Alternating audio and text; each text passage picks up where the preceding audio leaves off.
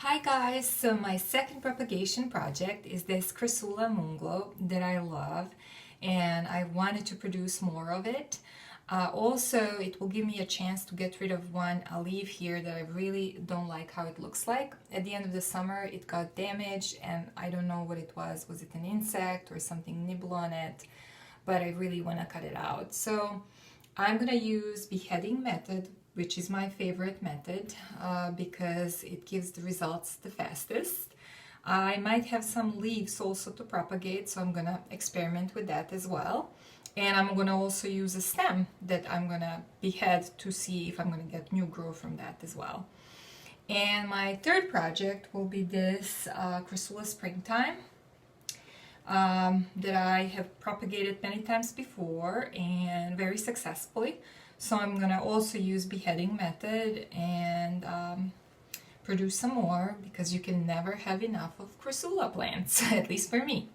So because the leaves are so close to each other, especially in Crassula moonglow, I decided instead of using anything sharp that could damage leaves to use a thin sewing thread that I don't even know if you can see to place between the leaves and behead the plant. So let's start. So I decided where I'm going to place the thread and I'm going to just carefully go between the leaves and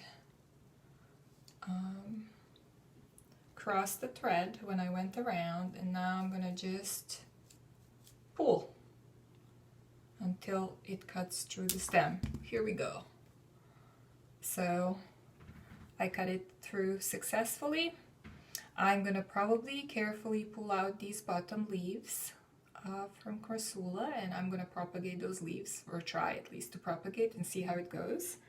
This stem here I'm gonna continue to water and keep under lights, and I'm hoping it's gonna start to actually grow through branches. My experience with Crassulas, when you cut the top, they start to either double branch or triple branch, and then you can continue to cut those tops as well and continue to propagate. So I'm gonna leave this for about 24 hours to dry because I don't want bottom to rot, and then I'm gonna place it on top of a dry soil and give you regular updates.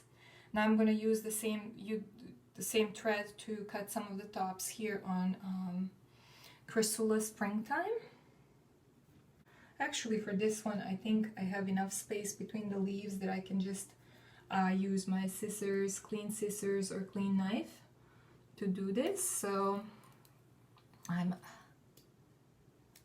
cut the first top. Here it is. You can see how many leaves it has. I'm gonna cut a few more.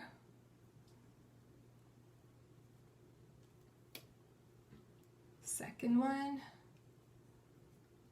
Here I have third one.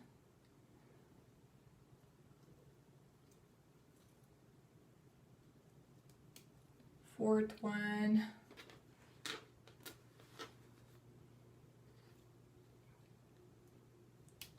Fifth one. And I think I'm gonna cut one more.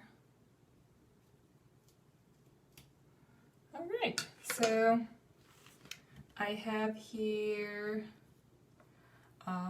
6 of these springtime Crassula cuttings, and you can see how they look like. I'm gonna probably pull the bottom leaf from it like this, carefully.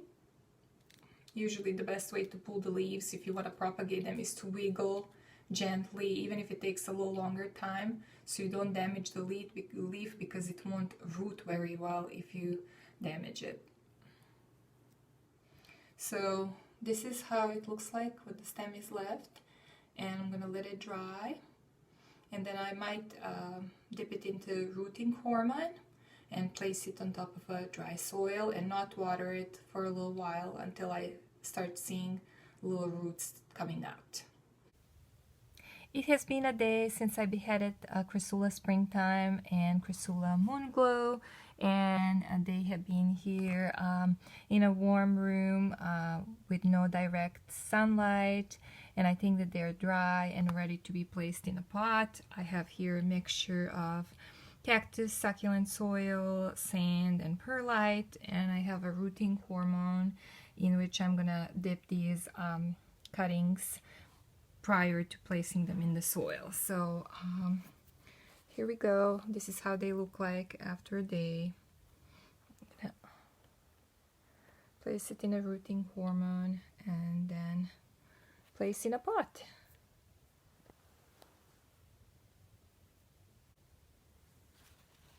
And here is Crassula moonglow. I got rid of that bad leaf, so there is a little hole here, but I think it's gonna be okay. And I have 2 leaves that I'm gonna just place on top of the soil.